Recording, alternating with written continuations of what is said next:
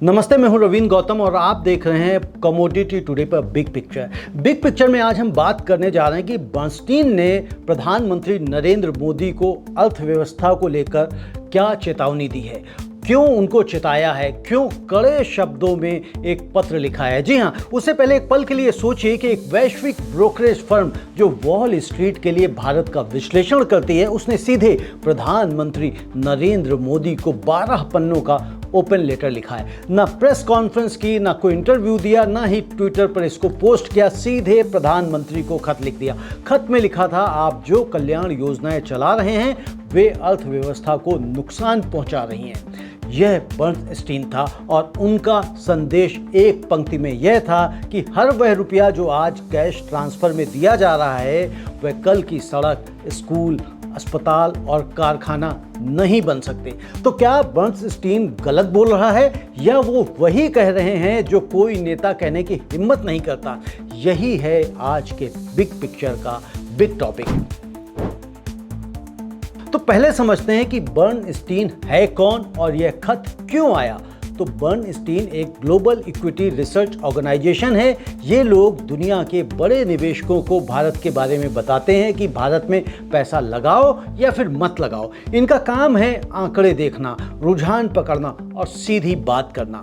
23 अप्रैल 2026 में उन्होंने 12 पन्नों का एक खुला खत लिखा सीधे प्रधानमंत्री नरेंद्र मोदी को, और इसका विषय था भारत की कल्याणकारी अर्थनीति। अब यहाँ पर एक जरूरी बात, यह खत किसी शून्य में नहीं आया। पिछले कुछ वर्षों में भारत में एक प्रवृत्ति चली है। राज्य सरकारें चाहे भाजपा की हो, कांग्रेस की हो, आप की हो या कोई भी क्षेत्रीय दल हो, सबने एक सूत्र अपनाया है, चुनाव से पहले महिलाओं को नगद रुपया दो। मध्य प्रदेश में लाडली बहना योजना, महाराष्ट्र में लाड़की बहिण योजना, बिहार में चुनाव से हफ्ते भर पहले 10,000 रुपए का सीधे कैश ट्रांसफर। और ये तो केवल कुछ उदाहरण हैं। बर्नस्टीन के अनुसार आधे से ज़्यादा भारतीय राज्यों ने ऐसी बिना शर्त कैश ट्रांसफर योजनाएं घोषित की हैं, केवल और केवल महिलाओं के लिए। कुल हिसाब अगर आप देखें तो 1,70,000 करोड़ से 2.5 लाख करोड़ रुपए प्रति वर्ष, सकल घरेलू उत्पाद का लगभग आधा प्रतिशत। अब सोचिए, यह आंकड़ा केवल कुछ राज्यों की योजनाओं का है। यह केंद्र सरकार की पीएम किसान या मनरेगा से अलग है। मिला जुला आंकड़ा और भी बड़ा होगा। बर्नस्टीन ने यह देखा और उन्होंने कहा, रुकिए, यह सब पैसा आखिर जा कहां रहा है? तो खत की असली बात शब्द दर शब्द विश्लेषण करते हैं और समझते हैं कि आखिर वो क्या कह रहे हैं। अब आते हैं खत के मूल तर्क पर। बर्नस्टीन ने लिखा है कि rupee locked into broad politically timed cash schemes is a rupee not building roads, logistics, irrigation, power distribution, public transport, schools or hospitals areas where the multipliers are higher and the productivity gains are more durable। यानी हिंदी में अगर हम इसको समझें तो वो कह रहे हैं कि राजनीतिक रूप से समयबद्ध व्यापक नकद योजनाओं में फंसा 1 रुपया वह नहीं है जो सड़कें, रसद, सिंचाई, विद्युत वितरण, सार्वजनिक परिवहन, स्कूल या अस्पताल बना सके। यह एक पंक्ति है लेकिन इसमें पूरी अर्थशास्त्र भरी हुई है दोस्तों। अब इसे एक आसान उदाहरण से समझते हैं। अगर आपके घर में 10,000 रुपये हैं तो आप क्या करेंगे? अगर आप वे पैसे आज खा पी कर खत्म कर देते हैं तो पैसे गए, खत्म। लेकिन अगर आप वे पैसे किसी काम में लगाते हैं, रिपेयरिंग में लगाते हैं, एजुकेशन में लगाते हैं, कोई छोटा मोटा व्यवसाय कर लेते हैं, तो वे पैसे कल और पैसे पैदा कर सकते हैं, यानी पैसे से पैसे कमा सकते हैं। अर्थशास्त्र में इसे कहते हैं मल्टीप्लायर इफेक्ट। मतलब 1 रुपया लगाया तो उसने दूसरे रुपये को भी खींचा। बुनियादी ढांचे पर लगाया गया रुपया, सड़क, बिजली, पानी, यह सिर्फ एक बार काम नहीं करता, यह वर्षों तक काम करता है। एक नए राजमार्ग से पहले जो गांव 1 घंटे दूर था, अब वह 20 मिनट में आ जाता है। उससे किसान अपनी फसल जल्दी बेच सकता है। उससे कारखाने के मालिक अपना माल आसानी से अपने डेस्टिनेशंस पर पहुंचा सकते हैं। परिवहन लागत घटती है और सकल घरेलू उत्पाद बढ़ता है। लेकिन एक बार कैश ट्रांसफर देने से वह पैसा हाथ में आया, खर्च हुआ और गया। कंज्यूमर स्पेंड बढ़ती है, हाँ थोड़ी, लेकिन अगले वर्ष फिर वही 0। बर्नस्टीन का दूसरा साफ आरोप है, ये योजनाएं अर्थव्यवस्था से नहीं, चुनावी टाइम टेबल से चल रही हैं। बिहार का उदाहरण लेते हैं। बिहार में विधानसभा चुनाव से हफ्ते भर पहले 10,000 रुपये का नकद हस्तांतरण घोषित किया गया। उस अकेले एक कैश ट्रांसफर में केवल कुछ ही हफ्तों में हजारों करोड़ रुपए चले गए। अब आप खुद सोचिए, क्या यह नीति किसी प्री प्लान्ड इकोनॉमिक पॉलिसी का हिस्सा थी या यह सिर्फ चुनाव जीतने की कवायद थी? बर्नस्टीन का जवाब साफ है, यह राजनीति से प्रेरित था, और जब नीति राजनीतिक प्रेरणा से चले और आर्थिक तर्क से नहीं, तो नतीजे भी उसी हिसाब से आते हैं। दोनों पक्षों के तर्क को समझते हैं और निष्पक्ष विश्लेषण करते हैं। तो अब सबसे बड़ा सवाल यहाँ पर यह है, क्या बर्नस्टीन पूरी तरह से सही है या तस्वीर इससे भी कहीं ज़्यादा जटिल है? मैं ईमानदारी से आपके सामने दोनों पक्ष रखता हूँ। पहले वे जो इन योजनाओं का समर्थन करते हैं उनका तर्क समझते हैं। तो पहली बात, सच्चाई यह है कि भारत का सामाजिक सुरक्षा तंत्र अभी भी कमजोर कड़ी बना हुआ है। अमेरिका में अगर आप नौकरी खो देते हैं तो बेरोजगारी लाभ मिलता है, यूरोप में स्वास्थ्य सुरक्षा मिलती है, भारत में बड़ी आबादी के पास कोई सहारा नहीं है। तो जब कोई बड़ी मुसीबत आती है, कोविड जैसा लॉकडाउन या फसल बर्बाद होना या कोई पारिवारिक संकट, तो कैश ट्रांसफर उस वक्त जीवन बचाता है। यह वास्तविकता है। और दूसरी बात, कंजम्पशन से भी जीडीपी अर्थात सकल घरेलू उत्पाद बढ़ता है। अगर एक गरीब घर की महिला को 1,500 रुपये मिलते हैं तो वह स्थानीय दुकान से खाना खरीदेगी, बच्चे की फीस भरेगी या कोई ज़रूरत की चीज़ लेगी। वे पैसे स्थानीय अर्थव्यवस्था में घूमते हैं। ग्रामीण मांग का अपना आर्थिक मूल्य होता है। और तीसरी बात, महिलाओं को सीधे नकद देने से उनकी सौदेबाजी की शक्ति बढ़ती है। शोध बताता है कि महिलाओं के हाथ में पैसे आने से उन्हें घर में अधिक स्वायत्तता मिलती है, वे बच्चों की सेहत और शिक्षा पर अधिक खर्च करती हैं। अब आते हैं बर्नस्टीन के उस तर्क पर जो काफ़ी ठोस और नज़रअंदाज करना उसको मुश्किल है। बात सीधी है, समस्या कल्याण से नहीं, समस्या उसके स्वरूप से है। बर्नस्टीन साफ कहता है कि कल्याण योजनाएं जरूरी हैं, लेकिन वे केंद्रित और अस्थायी होनी चाहिए।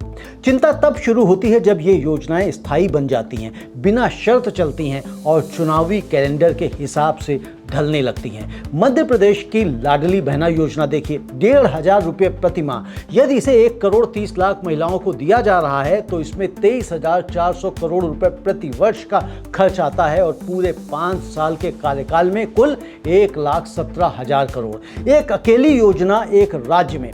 अब आप खुद सोचिए, इसी तरह से ना जाने कितनी योजनाएं अलग अलग प्रदेशों में चल रही हैं।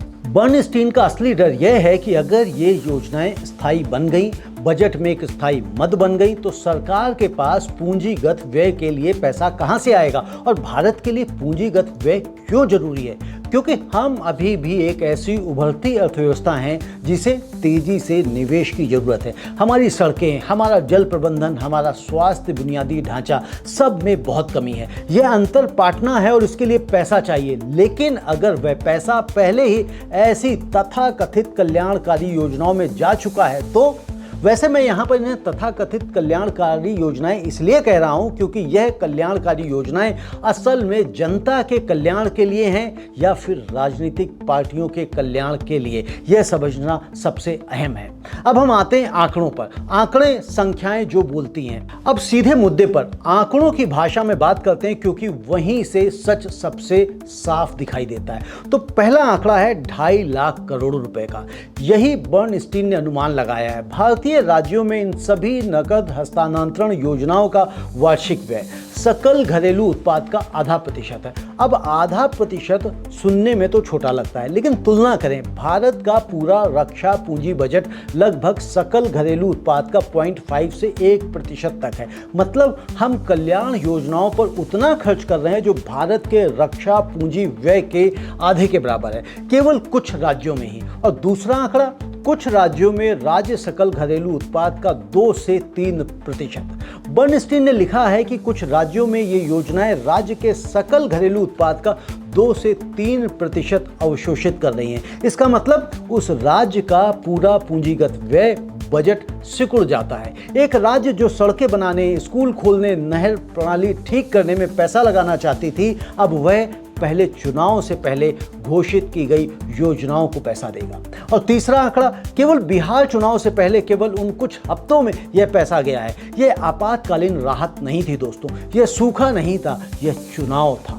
और चौथा आंकड़ा, 50% से अधिक राज्य, जी हाँ, बर्नस्टीन के अनुसार आधे से ज़्यादा भारतीय राज्यों ने ऐसी योजनाएं घोषित की हैं। यानी यह किसी एक दल की बुराई नहीं है, यह एक राजनीतिक महामारी बन गई है। एक राज्य ने घोषित किया तो दूसरे राज्य ने सोचा हम पीछे क्यों रहें, और फिर तीसरे ने भी। इस तरह एक होड़ शुरू होती है, लेकिन यह प्रतिस्पर्धा विकास की नहीं है, बांटने की है। भारत का बड़ा सवाल, विकसित भारत का सपना कैसे पूरा होगा। अब आते हैं सबसे बड़ी बात पर। मोदी सरकार का विजन है विकसित भारत 2047, मतलब 2047 तक भारत एक विकसित राष्ट्र बन जाए। सकल घरेलू उत्पाद $30 ट्रिलियन के पार, प्रति व्यक्ति आय 10 से 12 हजार डॉलर, दुनिया की शीर्ष 3 अर्थव्यवस्थाओं में शामिल। यह सपना है, लेकिन सपना पूरा करने के लिए क्या चाहिए?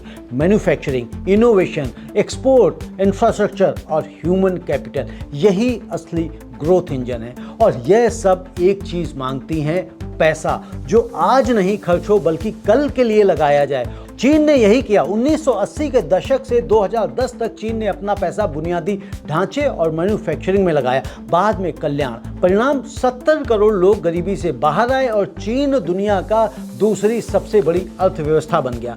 वियतनाम ने यही किया। बांग्लादेश ने निर्यात मैन्युफैक्चरिंग में निवेश किया और वह परिधान निर्यात में भारत से आगे निकल गया। बर्नस्टीन का पॉइंट ठीक यही है, भारत में प्रति व्यक्ति आय वृद्धि तब आएगी जब उत्पादकता बढ़ेगी, और उत्पादकता तब बढ़ेगी जब निवेश आएगा, इंफ्रास्ट्रक्चर और ह्यूमन कैपिटल दोनों में। लेकिन अगर कर राजस्व का बड़ा हिस्सा पहले ही कल्याण में जा रहा है तो निवेश कहां से आएगा? और यह इसलिए भी चिंताजनक है क्योंकि भारत की वृद्धि की कहानी अभी भी बड़े हद तक कंजम्पशन से चल रही है। पूंजी निवेश वही है जो दीर्घकालिक वृद्धि देता है। एक और पहलू, बर्नस्टीन ने मुद्रास्फीति के खतरे का उल्लेख भी किया है। अगर नकद हस्तांतरण से उपभोक्ता मांग तेजी से बढ़ती है लेकिन आपूर्ति पक्ष यानी उत्पादन, सड़कें, परिवहन नहीं बढ़ता तो महंगाई आती है, और महंगाई से ज़्यादा तकलीफ गरीब इंसान को ही होती है। तो जो कल्याण योजना गरीब की मदद के लिए बनी थी वही विरोधाभासी रूप से गरीब को नुकसान पहुंचा सकती है अगर बेलगाम चले हम। राजनीतिक अर्थशास्त्र, नेता क्यों नहीं रोकेंगे? अब सबसे दर्दनाक बात, अगर यह सब पता है तो कोई रोक क्यों नहीं रहा? क्योंकि लोकतंत्र में वोट चाहिए, और वोट के लिए तुरंत दिखाई देने वाली चीज़ें जरूरी होती हैं। राजमार्ग 5 साल में बनता है, असर धीरे धीरे दिखाई देता है, लेकिन 1,500 रुपये जेब में आते ही असर अगले दिन दिख जाता है और वोट के दिन याद रहता है। यही लोक लुभावनवाद की राजनीतिक अर्थव्यवस्था है, और यह केवल भारत की समस्या नहीं है, दुनिया भर में होता है। यह ब्राज़ील में हुआ, अर्जेंटीना में हुआ, ग्रीस में हुआ। लेकिन भारत की एक खास समस्या है, हम अभी भी एक गरीब देश हैं। प्रति व्यक्ति आय अभी भी $2,500 के आसपास है। हम इतने अमीर नहीं हैं कि यह सब हम वहन कर सकें और फिर भी निवेश करें। यूरोप वहन कर सकता है क्योंकि वह पहले अमीर बना, और हम यह उल्टा कर रहे हैं, पहले बांटो बाद में अमीर बनो। यह समीकरण का संतुलन बिगाड़ सकता है। बर्नस्टीन ने इस पर भी चोट की। उन्होंने लोकतंत्र की बुराइयां का उल्लेख किया। उन्होंने कहा कि जब एक छोटा करदाता उत्पादक वर्ग बाकी आबादी को सब्सिडी दे रहे हों तो यह या तो लोकतंत्र की कमजोरी दिखाता है या फिर आर्थिक विफलता। यह कठोर था लेकिन गलत नहीं था। सवाल असहज है लेकिन जरूरी भी है। तो समाधान क्या है? तो बर्नस्टीन ने केवल समस्या बताई या समाधान भी दिया? तो बर्नस्टीन ने इस बहस में कुछ बुनियादी अंतर स्पष्ट किए हैं। पहली बात, बर्नस्टीन यह नहीं कह रहा कि कल्याण योजनाएं बंद कर दी जाएं। उसका तर्क साफ है, जहां जरूरत हो वहां लक्षित और समय सीमित मदद की जानी चाहिए। संकट के समय, चाहे प्राकृतिक आपदा हो, आर्थिक झटका हो या किसी क्षेत्र विशेष की परेशानी, नकद हस्तांतरण की अपनी अहम भूमिका है। लेकिन समस्या तब शुरू होती है जब यही अस्थायी सहारा स्थायी नीति बन जाता है। और दूसरी बात उन्होंने कही है कि चिंता की असली वजह यह है कि ये योजनाएं अब बिना शर्त बड़े पैमाने पर और सीधे चुनावी कैलेंडर से संचालित हो रही हैं। अगर हर चुनाव से पहले नई नकद योजना घोषित हो तो यह आर्थिक नीति नहीं रही, यह चुनावी रणनीति बन गई। और तीसरी बात, बर्नस्टीन ने कहा कि भारत को निम्न उत्पादकता संतुलन से बचना होगा। इसका मतलब एक ऐसी स्थिति जहां टैक्स का पैसा लगातार आज के कंजम्पशन में खर्च हो जाए और कल के विकास में कोई बड़ा योगदान ना कर पाए। जीडीपी के आंकड़े चमक सकते हैं, लेकिन प्रति व्यक्ति आय की असली प्रगति थम जाएगी। अर्थात देश अमीर दिखेगा लेकिन लोग अमीर नहीं बनेंगे। समाधान क्या है? बर्नस्टीन ने सीधे शब्दों में भले ना कहा हो, लेकिन संकेत बिल्कुल स्पष्ट हैं। भारत को अपने संसाधनों का रुख बदलना होगा, खर्च से निवेश की ओर। मतलब सड़कों, शहरों, शिक्षा, स्वास्थ्य और रिसर्च में आक्रामक निवेश, और साथ ही कल्याण योजनाओं को हमेशा के अधिकार नहीं बल्कि जरूरत के समय की सहायता बनाया जाए। योजनाएं लक्षित हों, समय सीमित हों, और सबसे जरूरी बात जो उन्होंने कही कि उन्हें चुनावी कैलेंडर से पूरी तरह से अलग रखा जाए। यह राजनीतिक रूप से असंभव लग सकता है, लेकिन आर्थिक रूप से यही रास्ता है। व्यापक वैश्विक संदर्भ अगर हम देखें तो भारत अकेला नहीं है। एक और हमें आयाम यहाँ देखना चाहिए कि भारत ये गलती अकेले नहीं कर रहा। लैटिन अमेरिका ने यही किया। ब्राज़ील, अर्जेंटीना ने चुनाव जीतते जीतते विशाल कल्याण राज्य बनाए। परिणाम राजकोषीय संकट, मुद्रा का पतन, अंतर्राष्ट्रीय मुद्रा कोष से उद्धार। और पाकिस्तान ने तो और भी चरम किया। अनुदान और राजकोषीय अनुशासनहीनता इतनी बढ़ी कि अंतर्राष्ट्रीय मुद्रा कोष के पास जाना पड़ा। लेकिन वहाँ भी एक प्रति उदाहरण है, दक्षिण कोरिया, ताइवान, सिंगापुर। इन्होंने प्रारंभिक विकास चरण में कल्याण को स्थगित किया, बुनियादी ढांचे और शिक्षा पर ध्यान दिया, निर्यात नेतृत्व वाली वृद्धि की, और फिर जब अमीर हुए तब व्यापक कल्याण बनाया। भारत अभी उस चौराहे पर है। एक रास्ता है जहां हम आर्थिक शक्ति आने से पहले पुनर्वितरण करते हैं, और दूसरा रास्ता है जहां हम पहले शक्ति बनाते हैं। और बर्नस्टीन कह रहे हैं भारत पहले रास्ते पर चल पड़ा है और यह गलत क्रम है। मोदी सरकार का पक्ष, निष्पक्ष बात। जी हां, हम निष्पक्ष रहें, मोदी सरकार का पक्ष भी हमें समझना चाहिए। पीएम किसान, उज्ज्वला योजना, जन धन, प्रधानमंत्री ग्राम सड़क योजनाएं, ये योजनाएं कुछ अच्छा काम भी कर रही हैं। सीधे लाभार्थियों तक पैसा पहुंचा, लीकेज कम हुई डायरेक्ट बेनिफिट ट्रांसफर से। और सरकार का तर्क यह भी है कि अगर गरीब के हाथ में थोड़ा पैसा आए तो स्थानीय मांग बढ़ती है, स्थानीय अर्थव्यवस्था चलती है। और एक महत्वपूर्ण तथ्य, केंद्र सरकार की राजकोषीय नीति राज्य सरकारों से अलग है। बर्नस्टीन जिन नकद योजनाओं की बात कर रहा है उनका बड़ा हिस्सा राज्य स्तर का है।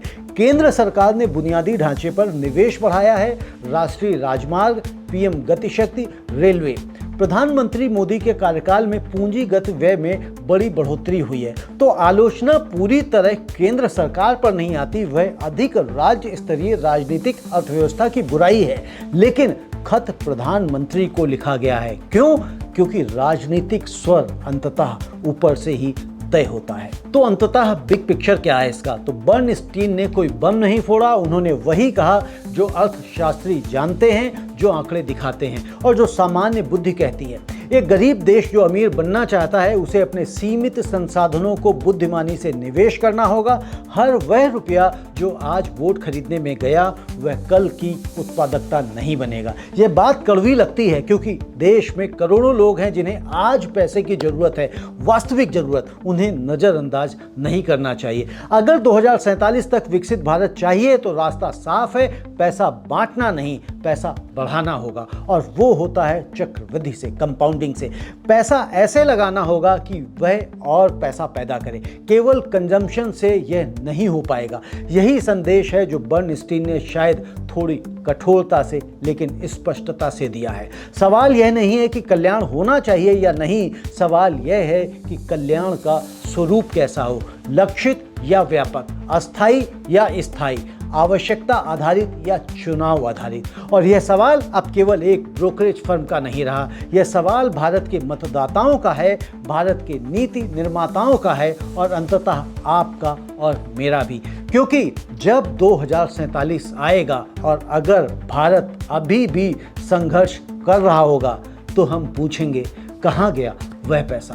बर्नस्टीन का जवाब तैयार है, क्या हमारा तैयार है? और यह था आज का बिग पिक्चर। यदि आपने इसे देखा, सुना और समझा तो इसे साझा अवश्य करें, शेयर अवश्य करें, वीडियो को लाइक भी करें और हमारे चैनल को सब्सक्राइब करें। कल फिर मिलेंगे किसी और खबर की बिग पिक्चर के साथ। धन्यवाद, नमस्ते।